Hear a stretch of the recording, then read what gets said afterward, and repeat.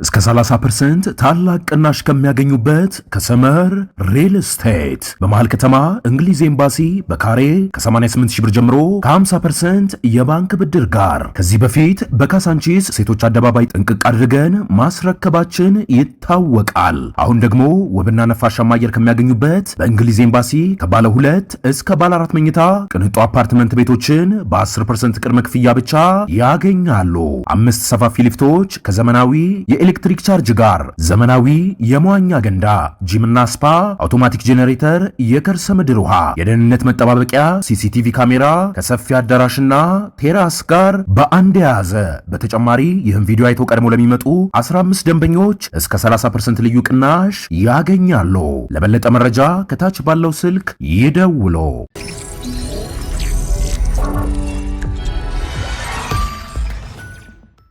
ይህ አዋዜ ሰበር ነው።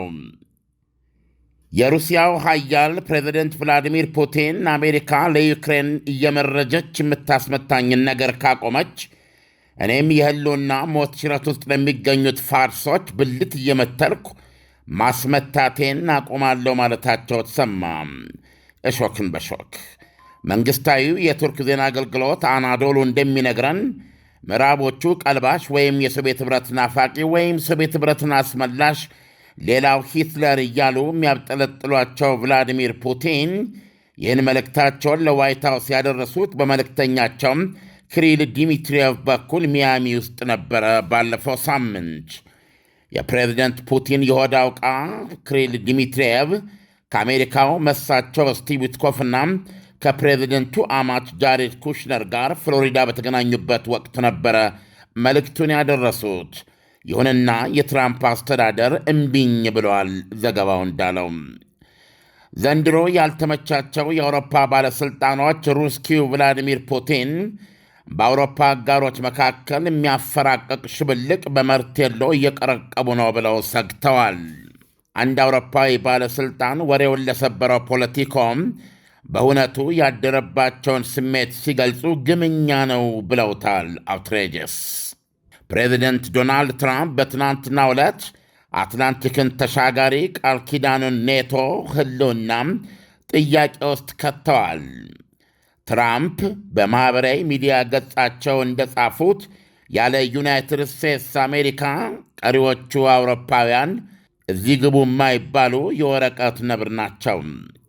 ይህም ሆኖ እንኳ የወረቀት ነብሮቹ አጋር ተብዮች ከእነሱም ብሶ መንግሥታቸው አያቶላዎች የዘጉትን ሆርሙዝ ሰርጥ ለማስከፈት አግዙኝ ብሎ ላቀረበላቸው ጥያቄ እምቢኝ ማለታቸው ዶናልድ ትራምፕን በንዴት ምላጭ አስጧቸዋል። የኒውክሌር ኃያሏን ኢራን ለማቆም የሚደረገውን ጦርነት ለመቀላቀል አይፈልጉም አሉ ትራምፕ ሲጽፉም። አሁን በውጊያ ደረጃ ጦርነቱን አሸንፈናል። ዘመቻውን ቢቀላቀሉ ብዙም የሚደርስባቸው አደጋ የለም። እንዲከፍሉ ስለተገደዱት የነዳጅ ዘይት ዋጋ ያማርራሉ። ነገር ግን ሆርሙዝ ሰርጥን ለማስከፈት አያግዙም ብለዋል ትሩዝ በተሰኘ ገጻቸው። እንደ ትራምፕ መግለጫ ለዋጋ ንረት የዳረጋቸው የሆርሙዝ ሰርጥ መዘጋት ነው። ቀላሉ መፍትሔም በቀላል ወታደራዊ እርምጃ ሰርጡን ማስከፈት ነው ሲሉ ጽፈዋል። ፕሬዚደንት ዶናልድ ትራምፕ ከዋይት ሃውስ ሰጥተውት በነበረው መግለጫ እነዚሁኑ የአውሮፓ ጋር የኔቶ ሸሪኮቻቸውን ቦቅቧቆች ሲሉ በይፋ መስደባቸው አይዘነጋም። ኢሳያስ፣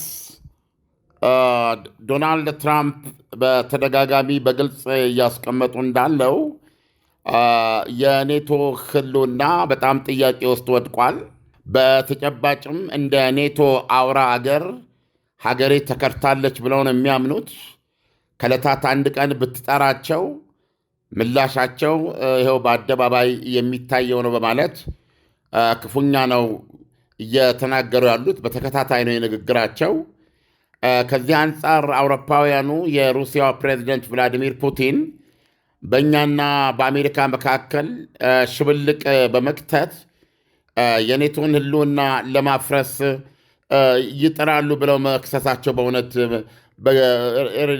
የሚዋጥ አይደለም። ምክንያቱም በግልጽ በሚታየ ሁኔታ ጠቡ ወይም ደግሞ ይሄንን ልዩነት በመፍጠር ላይ ያሉት ራሳቸው መሆናቸው በግልጽ የሚታይ ነው። ከአንተ ጥያቄ ተነስቼ ለመመለስ እሞክራለሁ። ግን አንዳንድ ስለ ሆርሙዝ ሰርጥ ተጨማሪ ነገር ላክልልህ ኢሳያስ።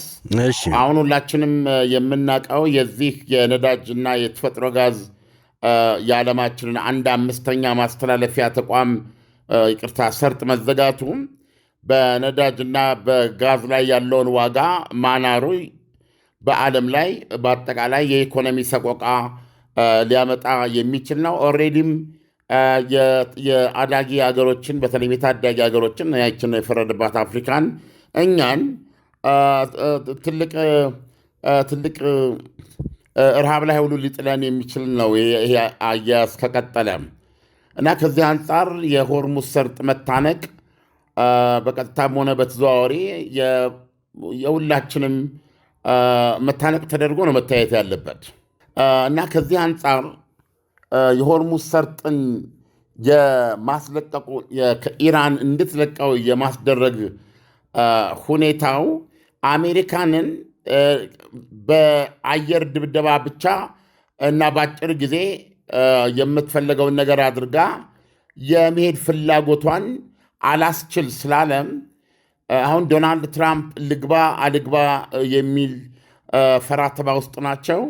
በሺዎች የሚቆጠሩ የአሜሪካ ከባህር ወደ መሬት መቺ ኃይሎች በሶስት መርከቦች ታግዘው እየተንቀሳቀሱ ነው ያሉት።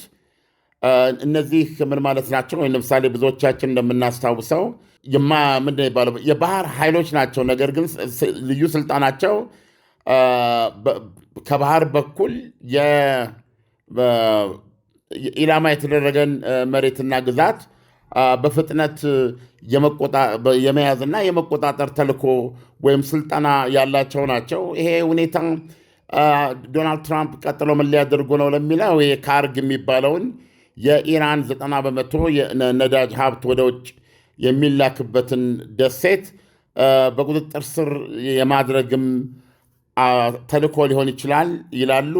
ሌሎች ደግሞ ከዚህ የሰፋ ሌሎች ስራዎችንም ሊሰራ ይችላል ይላሉ። አሁን ወደ መካከለኛው ምስራቅ እየቀረበ ነው ያለው ይህ ኃይል።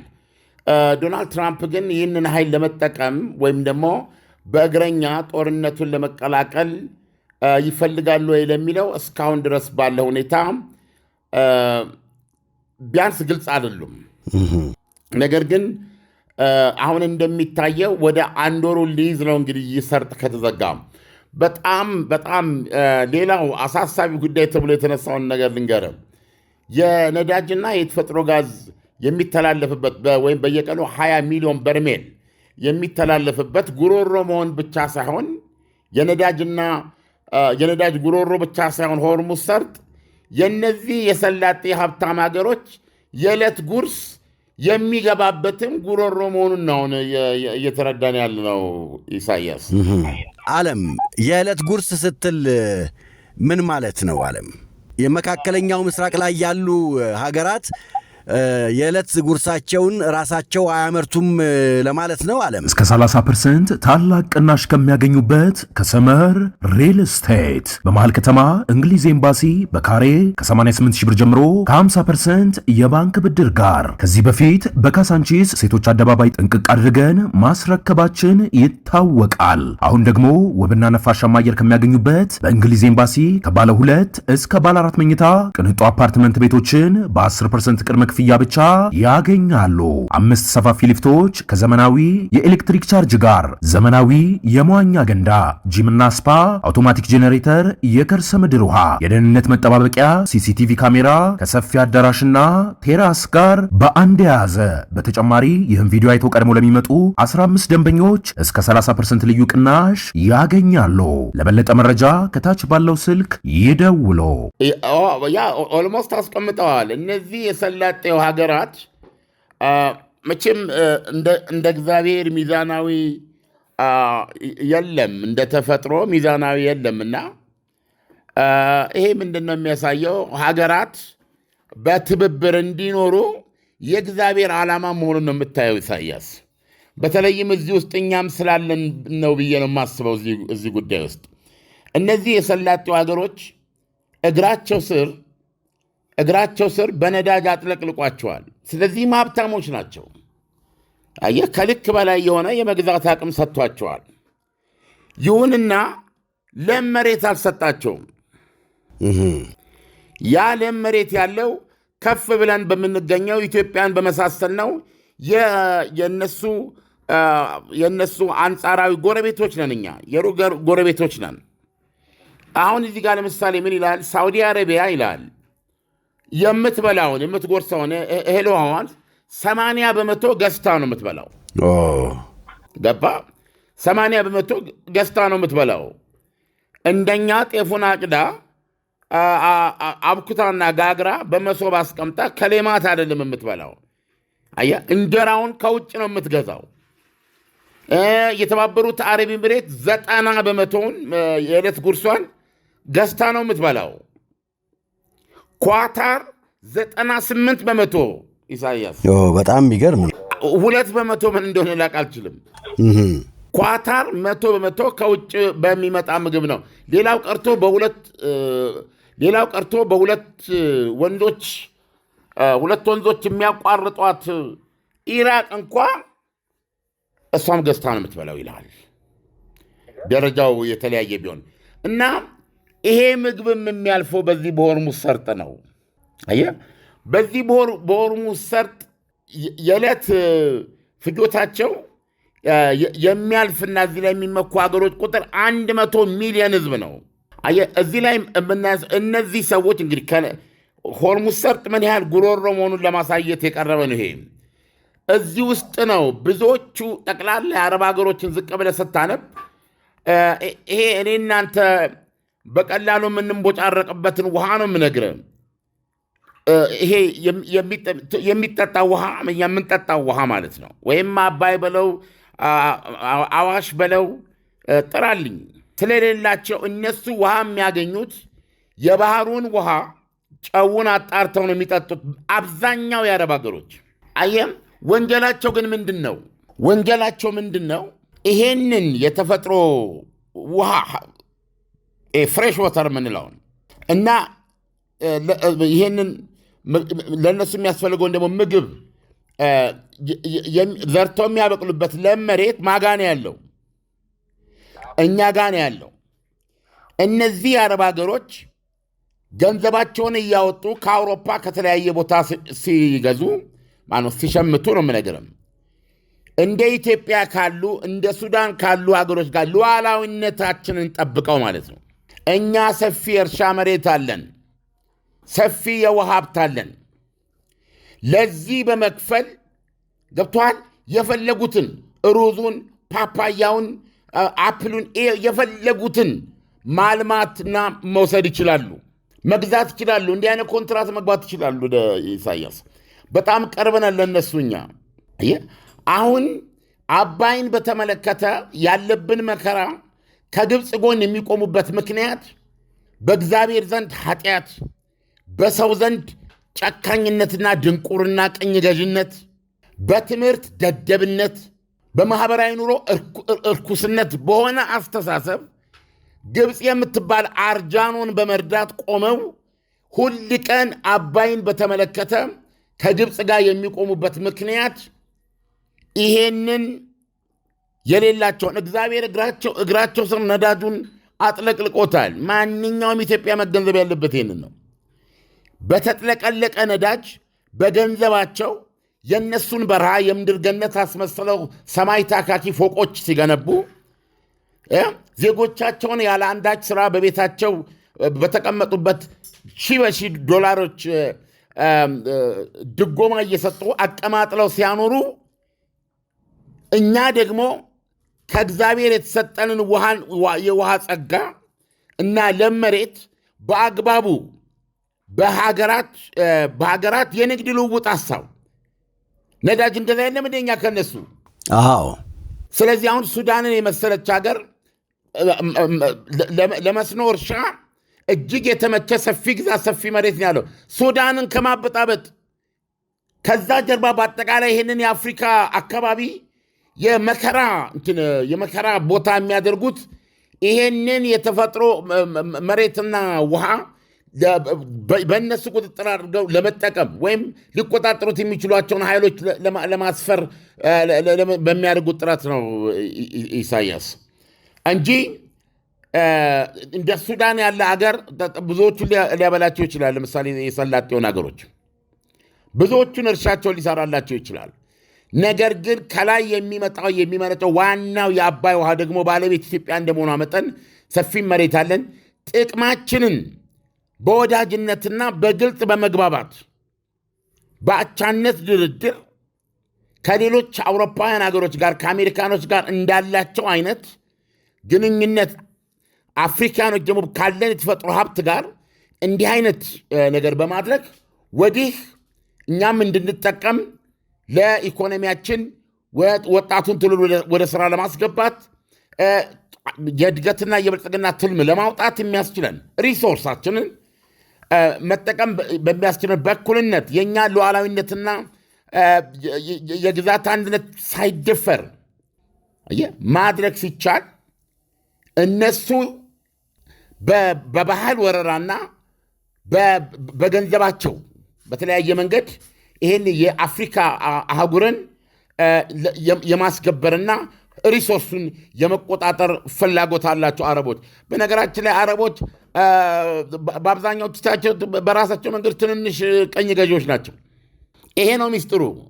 ኳታር 98 በመቶ ከውጭ ገዝታ ነው የምትበላው። አየም ይሄን የሚበሉት ፍራፍሬውን ብትል ሩዙን ብትል ይህ ሁሉን ነገር እዚህ አፍሪካ ውስጥ በድርድር በትክክለኛም በመጠቃቀም ኮኤግዚስተንስ በዚህ እሳቤ ሁሉም የሚበልጽግበት ሁኔታ ይፈጠር ነበረ። ስለዚህ በተለይ ሱዳን ላይ የምናየውን ችግር ከዚህ አንጻር ነው ማየት ያለብን። ሳዑዲ አረቢያ የምግብ ፍላጎቷን ማግኘት ትልቅ ምንድነው አድርጋ ቀይሳ የነበረው ምን ያህል ተግባራዊ እያደረገችው አላውቅም፣ ከሱዳን ነው። ስለዚህ ይሄን በማድረግ አኳያ ለዚህ ነው ያችን አርጃኖ ግብፅ አባይን እንደራሱ አድርጋ የህልውና ምንድነው ይባለው ይሄ ምንድነው ይባለው የህልውና ጉዳይ አዎ ኤግዚስተንሺያል ነው ብሎ በነገራችን ላይ ቀስ ያለ መከራዎች ወደ ግብፅ እየሄዱ መሆናቸውን አንዳንድ ሁኔታዎች አይቀርም። የሰው ውሃ ምንም ግንኙነት የለም። የአባይ ውሃ ተጠቃሚ መሆን የአባይ ውሃ ባለቤት አያደርግም። ይሄንን ከማንም በላይ ግብፅ ያውቃል፣ ቤተመንግስታችሁ ያውቃል። ነገር ግን ያላቋረጠ የገንዘብ ፍሰት የሚያገኙት ከዚሁ ከሰላጤ አካባቢ ነው እና ፕላስ ደግሞ እነዚህ በገንዘባቸው የተነሳ በነዳጃቸው የተነሳ ከአሜሪካ ከአውሮፓ ጋር ከፍተኛ ትስስር ያላቸው ሀገሮች ስለሆኑ ኢትዮጵያ ምንድን ነው የሚባለው ኢትዮጵያ በዚህ በኢኮኖሚ ባላቸው በላይነት በዓለም ዲፕሎማሲም ባላቸው ጫና፣ ሁለተኛ ተፈጥሯቸው በሆነው ኢፍትሐዊነት የተነሳ ከግብጾች ጀርባ እየቆሙ የአረብ ሊግ የምትለው አንድ ቀን ተሳስቶ የግብፅን መግለጫ አያነበውም ሲያጸድቀው ማለት ነው። ስለዚህ አንዱ እኛን ለመከራ ያጋለጠን ይህንን ደረቅ መሬት ነዳጅ ያረሰረሰላቸውን መሬት በቢሊዮን በትሪሊየን ዶላር የብር ሀብት የሆናቸውን መሬት ይዘው እኛ ደግሞ በተመሳሳይ ሁኔታ አንጻራዊ ኮምፓራቲቭ የሆነ አድቫንት የእኛ እግዚአብሔር የሰጠን አረንጓዴ መሬትና ወንዞቻችንን ግን በተጽዕኖ በቁጥጥር በተለያየ ሸፍጠኛ መንገድ የነሱ ለማድረግ በሚያደርጉት እርኩስ ተልእኮ ምክንያት ነው ችግር እየተፈጠረ ያለው በዚህ በአፍሪካ ምድር። በተለይ ሱዳን ትልቅ ማሳያ ናት። በጣም የሚዘገንን ነው። እንደ ሱዳን ያለ ለመስኖ እርሻ የሚያመች መሬት የለም ነው የሚሉ። ይሄ የመስኖ መሬት እነዚህን ትንንሽ ደሴቶች እኮ ናቸው። እኒህን የሰላጤውን ሀገሮች በሙሉ ጥርሳቸው እስኪነቀል ማብላት የሚችል መሬትና ውሃ አለው። ውሃው የኢትዮጵያ ነው። በቅርበት ደረጃ መሬቱን ቢፈልጉ ከሱዳን ሊጠቀሙ ይችላሉ። ይሄን ለማድረግ የሚያስፈልገው በድዳቸው እንዲበሉ ማድረግ የሚችል የተፈጥሮ ሀብት እኛ ጋር አለ፣ እነሱ የሌላቸው። በተመሳሳይ ሁኔታ እኛም በድዳችን እንድንበላ ማድረግ የሚችል የነዳጅ ሀብት አላቸው፣ የገንዘብ ሀብት አላቸው፣ ካፒታል አላቸው። ስለዚህ ሁለቱ የሚፈላለግና የሚመጋገብ ኢኮኖሚ ነው ያላቸው ማለት ነው። ተያይዘህ የምታድግበት ነው እንጂ ተያይዘህ የምጠፋበት ባልሆነ ነበረና ይሄ በእውነት እኔ እንደ አንድ የዓለም ዜጋ በአረቡ ዓለም ላይ ያለኝ ሐዘንና ቅሬታ ይሄ ነው። ከፕሪጁዲሲያቸው ነፃ ያልሆነ ህዝብ ነው። የአውሮፓ ህዝብ ቅኝ ገዢ ነበረ፣ ግን ብዙ የአውሮፓ ዜጋውን ሊብሬተር ነው ከዚህ አመለካከቱ። ከኮሎኒያሊስት ሜንታሊቲ ነፃ ነው ብዬ ነው የማምነው። ምክንያቱም በሚሊዮን የምንቆጠር እዛ የምንኖር ስደተኞች እናውቀዋለን። የሰብአዊ መብትን ከማክበር አኳያ ብዙ ነገሮች እናውቃለን። ማንም ሰውን እድሉን ቢያገኝ አውሮፓና አሜሪካ ሄዶ ቢኖር ነው የሚመርጠው የሚቻል ከሆነ። ይሄ ግልጽ ነው። ስለዚህ ሚድል ኢስት የምታየው ነገር ሀብቱ ጄኔሬሽን ይመጣል እንጂ ይሄንን ሜንታሊቲ ግን ሊቀይረው አልቻለም።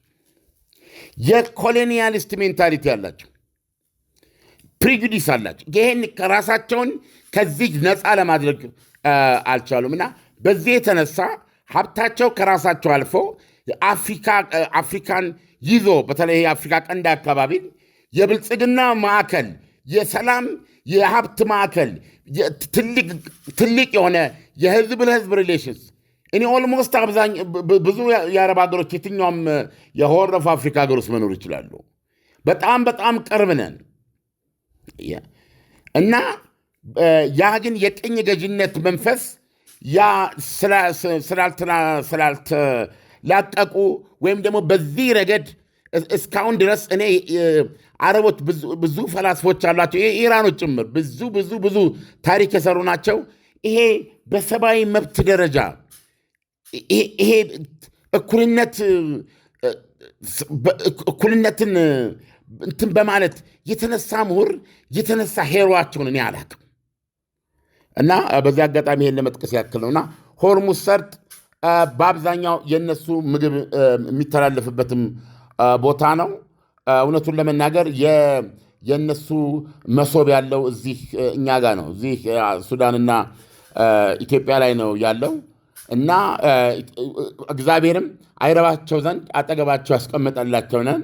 እኛም ደግሞ በዛ መነሻ ይህን በከፍተኛ የህዝብ ቁጥር ያለን ህዝቦች ነን። ራሳችንን መግበን ወጣቶቻችንን ወደ ስራ አሰማርተን ከንትርክና ከግጭት ነፃ ወጥተን ህይወትን የምናለምበት ሌሎች የደረሱበት እንደ አፍሪካ የምናስብበትና የምንነሳበት ትልቅ እድል ሊሆን የሚችል እና በዓለም ላይ በተጨባጭ የሚታዩ የኢኮኖሚ ግንኙነት ታዲያ ምንድን ነው?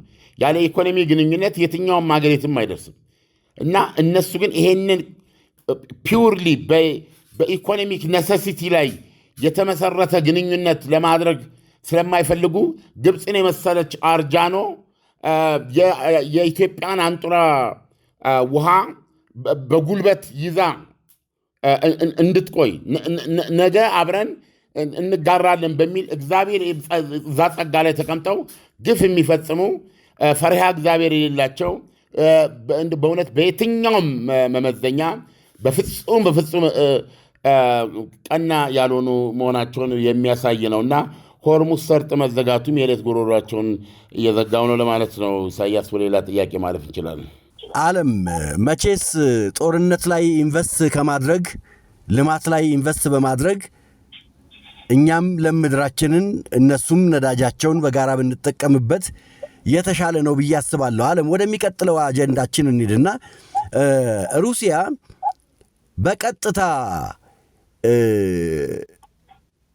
አሜሪካ የኔን ኢላማዎች ታርጌት እያደረገች ከማስመታቷን ካቆመች እኔም እንደዛ አይነት እኔም ኢላማዎች እየሰጠው ማስመታቴን አቆማለሁ ስትል ሙሉ በሙሉ እስካሁን ባለው ተጨባጭ ሁኔታ ሩሲያ ኢላማዎችን እንዲያነጣጥሩ እያደረገች እያስመታች መሆኗን ሙሉ በሙሉ አመነች ማለት አይደለም ወይ? ካመነች ደግሞ አሉታዊ ተጽዕኖው ምንድን ነው የሚሆነው? ይሄን በማድረጓ የአሜሪካ መንግስት እሷ ላይ የሚወስደው እርምጃ ምንድን ነው የሚሆነው? እስከ 30% ታላቅ ቅናሽ ከሚያገኙበት ከሰመር ሪል ስቴት በመሃል ከተማ እንግሊዝ ኤምባሲ በካሬ ከ88 ሺህ ብር ጀምሮ ከ50% የባንክ ብድር ጋር ከዚህ በፊት በካሳንቺስ ሴቶች አደባባይ ጥንቅቅ አድርገን ማስረከባችን ይታወቃል። አሁን ደግሞ ውብና ነፋሻማ አየር ከሚያገኙበት በእንግሊዝ ኤምባሲ ከባለ 2 እስከ ባለ 4 መኝታ ቅንጡ አፓርትመንት ቤቶችን በ10% ቅድመ ክፍያ ብቻ ያገኛሉ። 5 ሰፋፊ ሊፍቶች ከዘመናዊ ኤሌክትሪክ ቻርጅ ጋር ዘመናዊ የመዋኛ ገንዳ፣ ጂምና ስፓ፣ አውቶማቲክ ጄኔሬተር፣ የከርሰ ምድር ውሃ፣ የደህንነት መጠባበቂያ፣ ሲሲቲቪ ካሜራ ከሰፊ አዳራሽና ቴራስ ጋር በአንድ የያዘ። በተጨማሪ ይህን ቪዲዮ አይቶ ቀድሞ ለሚመጡ 15 ደንበኞች እስከ 30% ልዩ ቅናሽ ያገኛሉ። ለበለጠ መረጃ ከታች ባለው ስልክ ይደውሉ። ይሄ ለራሽያ ባለን አመለካከት ይወስናል። አሜሪካ የሳተላይት መረጃ እየሰጠች ኤክስፐርቶቿን እየላከች ለዩክሬኖች ኢላማ እንዴት እንደሚታሰር የትኛው ኢላማ እንዴት እንደሚመታ እያደረገች ዩክሬኖች መላጭ እንዲስቡ ብቻ በማድረግ ራሽያን እንደምታስመታ እናውቃለን። ይህንን ደግሞ አሜሪካም ደብቃ አታውቅም። ሞስኮቫን እንዴት እንዳስመታቻት አሜሪካ 1 ወር አልቆየችም ለዓለም ስትገልጽ አይደለም እንዴ? የተለያዩ የአሜሪካ ሴናተሮች በተለይ ሊንድሴይ ግርሃም የሚባሉት ዋና የዚህ ጦርነት ዓላማ ለዩክሬኑ ፕሬዚደንት ዘለንስኪ ጋር ስብሰባ ተቀምጠው ዋናው ራሽያን ማድማት ነው እያሉ ተናግረዋል። አሜሪካና አውሮፓ ይህን እያደረጉና ይህንን ሳይደብቁ እየተናገሩ ባሉበት ሁኔታ ራሽያ ይህን ማድረጓ ምንድን የሚያስገርመው? ራሽያስ ይህን ማድረጓ በአሜሪካ እንድትቀየም ያደርጋታል ብለን ስንል ራሽያን ምን አድርገን እያሰብን ነው? እንኳን ራሽያን የምነግርህ እንኳን ራሽያን የምታከል ትልቅ አገር ራሽያን የምታከል ራሷን የቻለች ሚሊተሪ ፓወር ሌላ ማንም ሀገር ቢሆን እሱ አንተን እያስረገጠህና እያስረገጠ መሆኑን እንኳ መደበቅ ሳያስፈልገው በአደባባይ እየተናገረ አንተ እድሉን ስታገኝ እሱን መልሰ የማትመታበት ምክንያት ምንድን ነው? ስለዚህ ቤዚካሊ ራሽያ በአሜሪካ መልካም ፍቃድ ብቻ እንደምትኖር አድርጎ ከማሰብ የሚመጣ ነው። ወይም ራሽያ ነው። ስለዚህ ራሽያ ማድረጓ የታወቀ ነው። አገሮች የሚክዱበት ምክንያት ለመሰለ አስፈላጊ ስላልሆነ ነው። ለምሳሌ የምታደርገውን ታደርጋለች፣ አላደረግንም ትላለች። ያ አስፈላጊ ሆኖ ደግሞ ስታገኘው እያደረግኩ ነው ብለህ ራስህ እንደ ዜና ራስህ ጋዜጠኛ ጠርተህ ትናገራለህ። ይሄ ያለ ነው በዲፕሎማሲ። ስለዚህ አሁን ራሽያ ይህን የምታደርግበት ምክንያት ቨስትድ ኢንተረስት የለኝም፣ ይሄ ያለው ጦርነት እንዲቀጥልና እዚህ ጦርነት ውስጥ አሜሪካም እንደ ከባድ መኪና ጭቃ ውስጥ እንደገባ ከባድ መኪና ገብታ እንድትያዝ ፍላጎቴ ሆኖ አይደለም። ነገር ግን በዚህ በኩል እኔን ያደረጋችሁኝ ይህንን ነው። በዚህ በኩል የሥጋ መፍጫ ጦርነት ብላችሁ ስም የሰጣችሁት ጦርነት እንዲፈጠር ያደርጋችሁት እናንተ ናችሁ። ብዙ የራሽያን ደም ፈሷል። እኔ የምዋጋው የእኔ ጥያቄ ትክክለኛ ጥያቄ ነው፣ የራሽያነት ጥያቄ ነው። ገብቶሃል? ዩክሬንን ከራሽያ ስትገነጥሉ ተጣብቀው የተወለዱ አንድ ሀገሮችን እየሰነጠቃችሁ ነው ያላችሁት። አልፈቅድም፣ ይሄንን አትችሉም፣ ይሄን ማድረግ ይሄን ማድረግ አለብን በማለት ነው እናንተ ይሄንን በደቦ የምታደርጉብኝ። በደቦ ከምታደርጉት ነገር አንዱ ማዕከላዊ ግዛቴ ውስጥ ሁሉ ዩክሬኖች አሻግሮ እንዲመቱ ያለ እውቀታቸው እኔ የምታደርጉት እንደዚህ ነው። ስለዚህ እኔ አሁን እናንተም ትናንትና በእኔ ላይ ያደረጋችሁትን አሁን እኔም በእናንተ ላይ ያደረግኩ ነው ያለሁት። ገባ? በመሆኑም ዋጋ እየከፈላችሁ ነው ያላችሁት። ከፈለጋችሁ ይሄንም አታደርጉ ከሆነ ዶናልድ ትራምፕን እዚህ ይገባሉ፣ እግረኛ ይዘው ይገባሉ። አሁን እግረኛ ሊያስፈልጎት ይችላል። ከዛ እንዲህ እያሉ ልክ እኔ ከ4 ዓመት በፊት በ3 ቀን ኳኳኳ አድርጌ ኬብ እገባለሁ ብዬ ቀልጬ እንደቀረሁት ሁሉ እርሶንም እዚህ ወዘቀሊጠሙ ነው የማደርገዎት።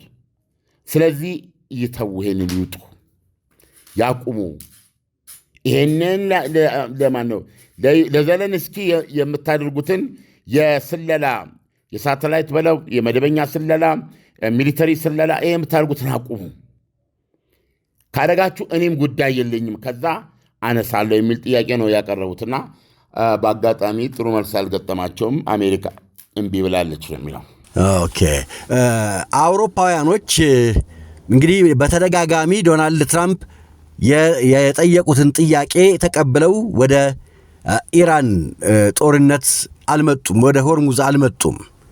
ይህ በመሆኑ ምክንያት ዶናልድ ትራምፕ መቼስ ቅሬታቸው እንዲህ ነው ሊባል የሚችል ነገር አይደለም። ግን አውሮፓውያኖቹ ሩሲያ ናት ይህንን ነገር እያጓጓነች እያንዳንዱን ነገር በአሜሪካና በአውሮፓ መካከል ያለውን ወዳጅነት ግንኙነት ለመስበር እየሞከረች ያለችው እያሉ ነው። በዚህ ሂደት ኔቶ ይቀጥላል ብለን እናምናለን። ዶናልድ ትራምፕስ የአውሮፓውያኖቹን ሐሜት ይቀበላሉ? የኔቶ ጉዳይ በአውሮፓውያኖቹ ዘንድ እንደ ስትራቴጂ ቢመስለኝ በተለያየ ጊዜ ከሚያወጡት ይሄም ድርጊታቸው የሚያሳየው የኔቶ ህልውና መኖር አለመኖር የሚወሰነው ከዶናልድ ትራምፕ በኋላ ነው።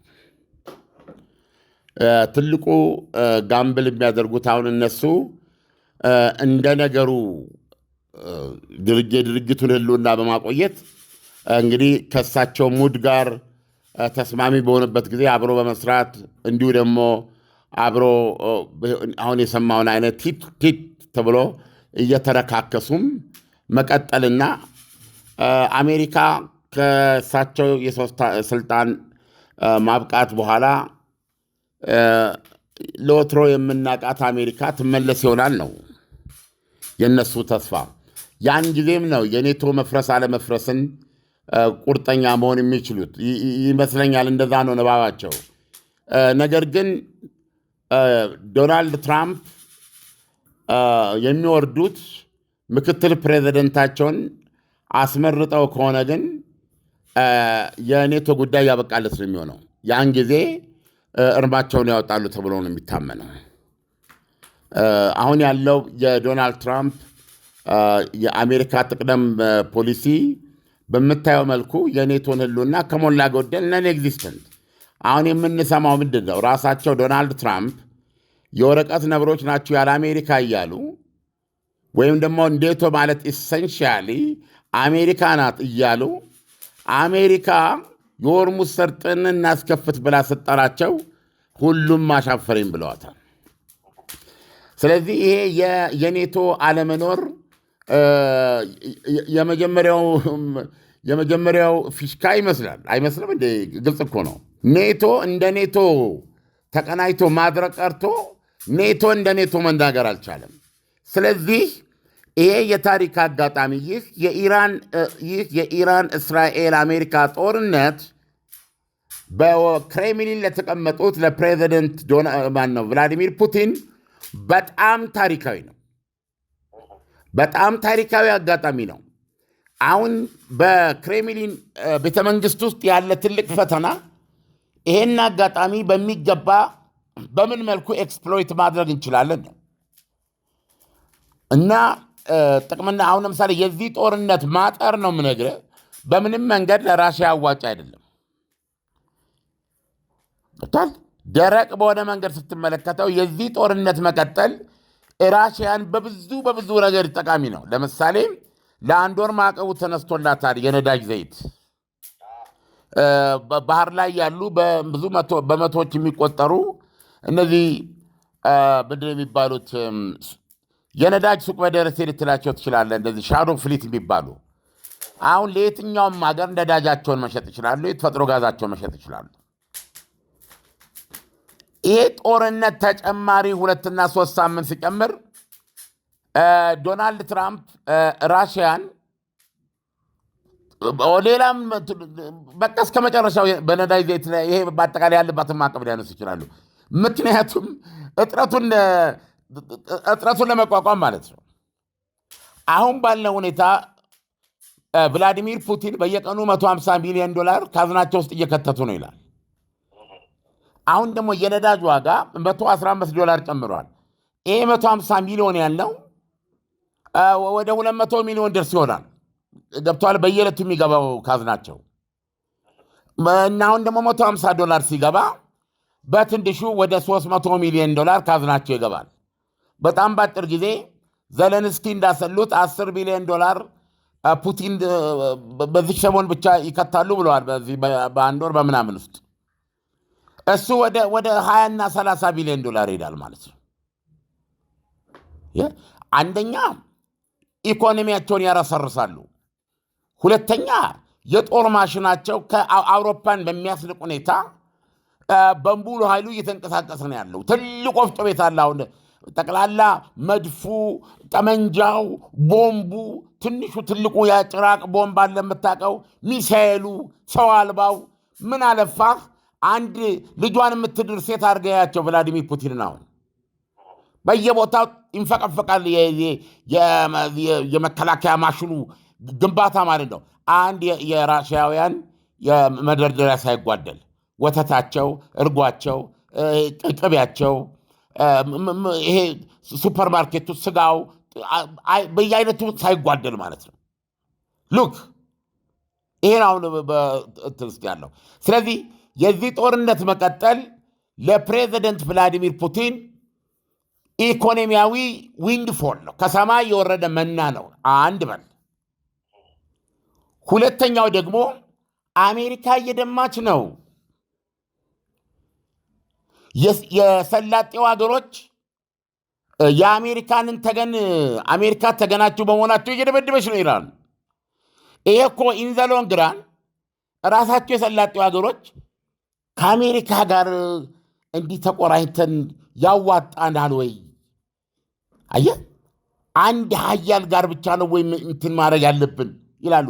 በጣም በእርግጠኛ ይሄ ጦርነት እየቀጠለ በሄደ ቁጥር የተወሰኑ የሰላጤው ሀገራት ኢሚሮች ወይም ዋቴቨር ወደ ራሽያ እና ወደ ቻይና መሄዳቸው አይቀርም። አንደኛ የኢራንን ሚሳኤልና ሰው አልባ የሚከላከሉበት ሚሳኤል የአሜሪካ ነው፣ በጣም ውድ ነው። ይሄ ሚሳኤል ደግሞ እያለቀ ነው፣ ያልቃል። ስለዚህ እንዴት ነው የሚሆኑት ጦርነቱ በረዘመ ቁጥር? ስለዚህ ሞር እነ ራሽያና እነ ቻይናን አስፈላጊ ሊያደርግ ይችላል። በአሜሪካ ላይ ብቻ መተማመኑ ለምሳሌ አሁን በቅርብ ትናንትና አንዱ ዜና የተባበሩት አረብ ኤሚሬትስ ይላል 1 ትሪሊዮን ከምናምን ዶናልድ ትራምፕ በጎበኙበት ጊዜ ከአሜሪካ ጋር የተፈራረሙት ማለት ነው። ከ1 ትሪሊዮን በላይ ነው እኮ። ይሄ እንግዲህ በ10 ዓመት በምናምን ውስጥ ሙሉ በሙሉ ጥቅም ላይ የሚውል የቢዝነስ የተለያዩ ሽርክናዎች ነው ያደረጉት። እንደተጠበቀ ነው አለች የተባበሩት አረብ ኤሚሬትስ። አየህ፣ በዚህ ጦርነት በየቀኑ በቱሪዝም በለው፣ በነዳጅ ሽያጩ በለው፣ በቱሪዝም በለው፣ በኤርትራብል በለው፣ በሰላሟ በለው፣ በቢዝነሱ በሁሉ ነገር እያጣች ነው ያለችው የተባበሩት አረብ ኤሚሬትስ።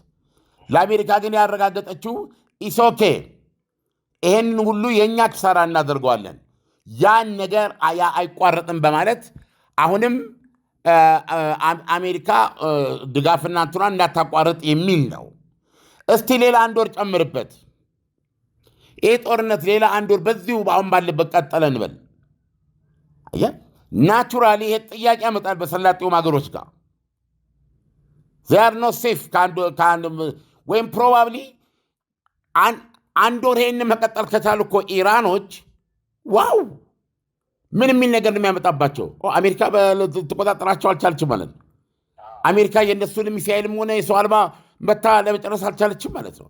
ሰርጡን ለማስከፈት አልቻለችም ማለት ነው። ስለዚህ ወደ ሌላ ሪያሊቲ ነው የሚሄዱት። ይሄ ሊሆን የሚችለው ለምሳሌ ልንገር፣ ቭላዲሚር ፑቲን ለኢራን በገፍ ሰጥቷል ተብሎ ነው የሚታመነው። ይህን ሰው አልባ የራሷን ማነው የኢራንን በቀላል ቴክኖሎጂ ላይ የተመሰረተ ሻሂድ የሚባለውን ሰው አልባ በገፍ ተጠቅመዋል። ያኔ የገዙት $10,000 ሂሳብ እንደሆነ ነው እኔ ያነበብኩት ባለፈው በጦርነቱ መጀመሪያ ጊዜ ማለት ነው። አሁን ወደ $50,000 ደርሷል ዋጋው። ይህንን ሰው አልባ ወስዳ ራሽያ ትልቅ በተለያየ ቦታ ላይ ከፍታ ብዙ አይነት ዲኮይስ ጨምሮ በቴክኖሎጂ በአቅም ጨምራ በጭራቅ አድርገዋለች። ሁሌ ዩክሬን ላይ እንደምናየው ማለት ነው። በዛ መንገድ የሰራችውን በገፍ እየሰራች ያለችው ነው። አይተ እንደሆነ አሁን ራሽያና ዩክሬን ይህን ያህል እየተደባደቡ አይደለም። ስለዚህ አሁን ይህንን በገፍ ሰታታለች ነው የሚባለው። ለማን ነው? ለኢራን። አየህ፣ በቀላሉ ነው የምታስገባው። ለምሳሌ ያክል ባለፈው የባህር ኃይል ልምምድ ማድረጋቸው ትዝ አይልህም? ኢራንና ራሽያ የባህር ኃይል ልምምድ አድርገዋል። የአሜሪካ ጦር መርከቦች ይዛ ባሉበት ጦርነቱ ሳይጀመር በፊት አናቅም። በልምምድ ስም መርከብ ሙሉ ሰው አልባ ሊሆን ይችላል የገባላት ኢራን። ይሄ ግምት ነው በነገራችን ላይ። ስለዚህ በዚህ መንገድ የኢራኖችን የመተኮስ አቅም ማስቀጠል ነው የራሽያ ጥቅም የሚሆነው።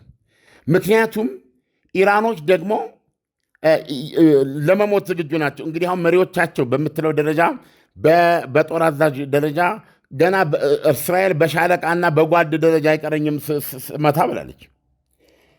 ስለዚህ አሁን እነሱ ማድረግ ያለባቸው ውስጥ ለውስጥ እየተደራጁ አንዱ ሲመታ በዚህ ይሄኛው በኋላ ሲኖር በዚህኛው ግቡ፣ በዛኛው ውጡ፣ በዛኛው እየተባባሉ ማለት ነው ይሄን ጦርነት ማራዘም፣ ይሄን ጦርነት ወደ ማራቶን መቀየር። ጦርነቱ ወደ ማራቶን ከተቀየረ እና እስራኤልና አሜሪካ ይሄን ማራቶን ወደ አጭር ሩጫ ወደ መካከለኛ በአጭር ሩጫ ደረጃ መቅጨት ካልቻሉ ሉዘር ነው የሚሆኑት። ስለዚህ አሁን ቭላዲሚር ፑቲን ይሄ ጦርነት በአጭር ጊዜ ባለመቆሙ ተጠቃሚ ናቸው። አንድ የኢኮኖሚ፣ ሁለት ወታደራዊ እና የዓለም ትኩረትም ከእሳቸው ላይ ይነሳል። ለማይቀረው ፍልሚያ ነው እየተዘጋጁ ያሉት። አሁን ለእርቅ የጠየቁት ራሽያ የጠየቀችው 20% የዶነትስክ ግዛትን አይሞላም። በነገራችን ላይ 20% ያው ሁሉም የዜና ምንጭ ቁጥሩን በተለያየ አንዳንዱ 15 ይላል፣ አንዳንዱ 12% ይላል፣ አንዳንዱ 20% ይላል። ዝም ብለን እንደው ማክሲመም 20% እንውሰድ ነው የምነግርህ። አሁን የዩክሬን ጦርነት ማን ነው የኢራን ጦርነት ጋብ ወይም ደግሞ ወደ ፍጻሜ እየደረሰ ቢመጣ እኔ ጠንቋይ መሆን አያስፈልገው ነው የምልህ። የፋመ የጋመ አዲስ የራሽያ ማጥቃት ይጀመራል። የፋመ የጋመ ዶነትስክን የመቆጣጠር ውጊያ ይደረጋል። ምክንያቱም ሪሶርስ ገንዘብ እያገኙ ነው። ፕላስ ደግሞ አሁን በይፋ የሰማነው ፖለቲኮ ለምሳሌ ዶናልድ ትራምፕ ለኢራኖች የምሰጠውን መረጃ እኔ ላቁም እናንተም አቁሙ፣ አሜሪካ አልተቀበለችም ይላል። ወይ እውነታው እሱ ላይሆን ይችላል። ገብተዋል። ሚዲያዎች የተነገራቸውን ነው የሚያውቁት። ስለዚህ ብዙ ነገር አለና በዚህ ይሄ ያለው የተፈጠረው የዚህ የመካከለኛው ምስራቅ ሁኔታ የዩክሬን ጦርነት ውልድ ነው። ቀጥተኛም ባይሆን በዚህም በለው በዚያም በለው የዩክሬን ጦርነት ምክንያት አንዱ መገለጫ ናቸው። ስለዚህ አሁን ያለው ይህ ጦርነት በግልጽ እንደምታየው የተለያዩ ተዋናዮችን ልግባ አልግባ የሚያሰኝ መሆን አሁን አይታየም። በጣም እንጂ አለም። አሁን እኮ ለአውሮፓ ራሱ አውሮፓ በጣም ጭንቅ ውስጥ ነው ያለው። ሙሉ በሙሉ ዶናልድ ትራምፕን ኢግኖር ማድረግ ይችላል ወይ? በሌላ መልኩ ደግሞ ስትመለከተው ባላመነበት ጦርነት ውስጥ ገብቶ መማገድ አለበት ወይስ መማገድ አለበት ወይ? ከዚህ በፊት አምነውበት የተዋጉበት ጦርነት አለ እንደ ጥቅማቸው ስለሆነ ነው የሚዋጉት አይደል እንዴ? ምክንያቱም ከአሜሪካ ጀርባ ሆነው ከአሜሪካ ጋር የሚሄዱት አሜሪካ ጠባቂያቸው ስለሆነች ነው አይደል እንዴ? አሁን በዚህ ጦርነት አለመሳተፍ ይችላሉ። ነገር ግን ምን ጊዜም ቭላዲሚር ፑቲን ስጋታቸው ናቸው ለነሱ። እውነቱን ለመናገር ደግሞ ቭላዲሚር ፑቲን ለአውሮፓውያን እኮ ተናግረዋል። ጦርነት ነው የምትፈልጉት እናንተ ከኛ ጋር? እኔ ከእናንተ ጋር እኮ ጦርነት አልፈልግም ብዬ ነገርኳቸው። አይደለም አንዴ አይደለም ሁለቴ ደጋግሜ። ግን ደጋግማችሁ አውሮፓ ሊወረን ነው፣ ለንደንን ልትወስድ ትፈልጋለች ራሽያ፣ ቦንን በርሊን ልትወስድ ትፈልጋለች፣ ፓሪስን ትላላችሁ። ይሄ የሚያሳየው እኛ ኧረ እንደዚህ አይነት እቅድ የለንም ስንል እናንተ ደግሞ አለን የምትሉት እናንተ ከራሽያ ጋር ጦርነት ስለምትፈልጉ ነው። ፍላጎታችሁ ያ ከሆነ ደግሞ ባይዘው እኔም በጣም ዝግጁ ነኝ። እንዋጋ ዛሬ ውሰዱ፣ በቃ ውሰዱ። መጀመሪያውን ጥይት ተኩሱ ነው ካሉት አያ ለእንግሊዝ፣ ለፈረንሳይ፣ ለጀርመን ይሄ ድል ተሰጥቷቸዋል። ራሽያ መዋጋት ትፈልጋላችሁ? ፕሊስ የመጀመሪያውን ጥይት አጩ። እኔ በጣም ሬዲ ነኝ። ለምን ነገ ከ5 ዓመት በኋላ ትላላችሁ? አንዴ ራሽያ ከ3 ዓመት በኋላ ትወረናለች፣ ከ5 ዓመት በኋላ ይላላሉ። ግድንም ከ10 ዓመት በኋላ እኛ በይሄንን ካላደረግን ራሽያ አሁን ባላት የጦር መሳሪያ የምርት ደረጃ ሲታይ የጦሯ እዚህ ውስጥ ገብቶ በተግባር ምንድነው እየገደረ እየጠነከረ በሰዓት እየተፈተነ ነው ያለው። ቁጥሯ ከፍተኛ ነው። 125 ሚሊዮን ህዝብ ነው ያላት። እንዲገብቶ እንዲወጥቶ ሚሳይሎቿ ይሄ ሁሉ ነገር አድርጋ ከዛሬ 3 ዓመት በኋላ አውሮፓን የመውረር እቅድ ነው ያላት። ሆነ የለም 5 ዓመት በ10 ይላሉ። ዶናልድ ማን ነው ቭላዲሚር ፑቲን ምን አሉ? እናንተ የምትፈልጉት እኔ ምንም እቅድ የለኝም፣ ራሽያ ከእናንተ ጋር ለመዋጋት ሀሳብም እቅድም የለም ብለህ ደጋግመን ስንናገር እኛን የማትቀበሉበት ምክንያት እኛን መውጋት እቅዳችሁ ስለሆነ ነው። ከራሽያ ጋር ደግሞ መዋጋት ብትፈልጉ ከሆነ ዩ አር ዌልካም። እና ለምን ከ3 ዓመት በኋላ እንዋጋለን? ለምን 5 ዓመት መጠበቅ አለብን? ለምን ዛሬ አናደርገውም? እስቲ ተኩሷት፣ የመጀመሪያዋን ጥይት ጀምሩት ያሉት። ደግሞ ልንገራችሁ፣ ጦርነቱ ሲጀመር ከእናንተ መሃል ይሄ ጦርነት ይቆም ዘንድ እንኳን ለድርድር የምፈልገው ሰው አላገኝም። ለድርድር የሚበቃ ለድርድር በህይወት የሚቆይ ብዙ ሰው የለም በዚህ ጦርነት። እንደዛ ነው ያሉት ቭላዲሚር ፑቲን። ስለዚህ አሁን ቭላዲሚር ፑቲን አውሮፓ ኔቶ መሆን አቅቶት ብቸኛ ተገኑን ማለት ነው አውሮፓ ብቸኛ ከሆነችው ከአሜሪካ ጋር በዚህ ደረጃ እያየ እንዴት ሆነ ነው ፖላንዳዊ የሆነ ደህንነት የሚሰማ? እንዴት ሆነ ነው እነዛ 3ቱ የራሽያ ጓሮ ያሉ እነዚህ ምን ይባሉት 3 ሀገሮች ምንድን ናቸው? ኢስቶኒያ እንደዚህ የሚባሉ 3 ሀገሮች አሉ። ዋነኞቹ አሁን የአውሮፓ አትንኩኝ ባዮች የሆኑ ማለት ነው። እነሱ ምንድን ነው ዋስትናቸው? ይሄ ጦርነት እየተራዘመ በሄደ ቁጥር ቭላዲሚር ፑቲን አንዷን ኢስቶኒያ ላይ ዘለው ጉብ ቢሉ አውሮፓ ከአሜሪካ ጋር በአይኑ ካልተጠቃቀሰ ምንም እርምጃ መውሰድ አይችልም። ዶናልድ ትራምፕ ደግሞ ምንድን ነው የሚሉት? ብድር በምድር ብለው ከራሽያ ጋር የኢራንን ጦርነት ወደ ማቆም ነው የሚሉት። ስለዚህ ቮላታይል ነው ያለው ሁኔታ። ለዚህ ነው ጦርነትን መጀመር ቀላል ነው፣ ምን እንደሚመታ አታውቅም ብሎ ያመናጢ ሂትለር የተናገረውን እዚህ ውስጥ ነው የምታስገባው። ለዚህ ነው ይህ የኢራን እስራኤል አሜሪካ ጦርነትን በጣም የምፈራው። ብዙ ተዋናዮች ከጦርነቱ መራዘም የተነሳ ልግባ ልውጣ የሚል ስሜት ውስጥ ናቸው እና ራሽያ በዚህ ደረጃም ጦርነት ውስጥ ቀስ እያለች እየገባች። ልክ ነው። ዓለም ለዛሬው ትንታኔ ከወዲሁ አመሰግናለሁ። መልካም ቀን ይሁንልህ። መልካም ቀን። እስከ 30% ታላቅ ቅናሽ ከሚያገኙበት ከሰመር ሪል ስቴት በመሃል ከተማ እንግሊዝ ኤምባሲ በካሬ ከ88 ሺህ ብር ጀምሮ ከ50% የባንክ ብድር ጋር ከዚህ በፊት በካሳንቺስ ሴቶች አደባባይ ጥንቅቅ አድርገን ማስረከባችን ይታወቃል። አሁን ደግሞ ውብና ነፋሻማ አየር ከሚያገኙበት በእንግሊዝ ኤምባሲ ከባለ 2 እስከ ባለ 4 መኝታ ቅንጡ አፓርትመንት ቤቶችን በ10% ቅድመ ክፍያ ብቻ ያገኛሉ። 5 ሰፋፊ ሊፍቶች ከዘመናዊ ከኤሌክትሪክ ቻርጅ ጋር ዘመናዊ የመዋኛ ገንዳ፣ ጂምና ስፓ፣ አውቶማቲክ ጄኔሬተር፣ የከርሰ ምድር ውሃ፣ የደህንነት መጠባበቂያ፣ ሲሲቲቪ ካሜራ ከሰፊ አዳራሽና ቴራስ ጋር በአንድ የያዘ። በተጨማሪ ይህን ቪዲዮ አይቶ ቀድሞ ለሚመጡ 15 ደንበኞች እስከ 30% ልዩ ቅናሽ ያገኛሉ። ለበለጠ መረጃ ከታች ባለው ስልክ ይደውሉ።